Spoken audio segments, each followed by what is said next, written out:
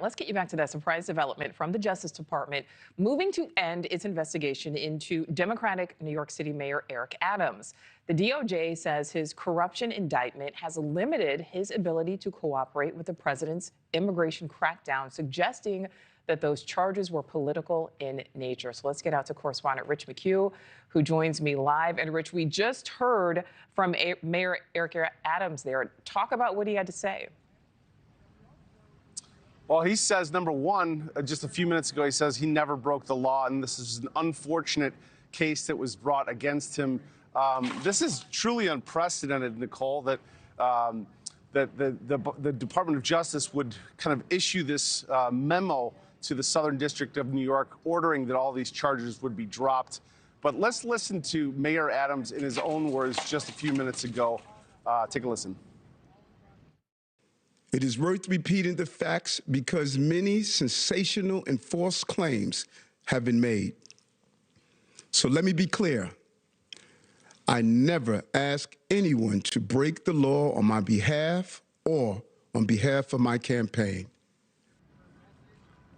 Now, the memo from the DOJ ultimately did not assess the strength of the evidence against Adams. Instead, it criticized the timing of when the charges were brought against him. Quote, first, the timing of the charges and more recent public actions by former U.S. attorney responsible for initiating the case have threatened the integrity of the proceedings, including by increasing prejudicial pretrial publicity that risks impacting potential witnesses in the jury pool. It cannot be ignored that the Mayor Adams criticized the prior administration's immigration policies before the charges were filed, the letter read. So the acting U.S. attorney in Manhattan said in recent weeks, prosecutors gave her, they uncovered additional criminal evidence against Adams. There's two differing views on this. Obviously, on the one hand, that this is a good move, the case was weak, and that the Biden district attorney, Department of Justice brought charges because Adams spoke out against Biden's immigration policy. On the other hand, it can be viewed as payback because Adams turned and cooperated when Biden lost. Adams' attorney, Alex Spiro, sees this as a clear victory, saying, quote, the mayor never used his official position for the personal benefit, nor did he have any role in violating campaign finance laws. Now, one thing I want to add here, Nichole, is that they're dismissing this case. They're asking to dismiss this case without prejudice, and that means that they can revisit this case potentially after the mayoral election, November 2025.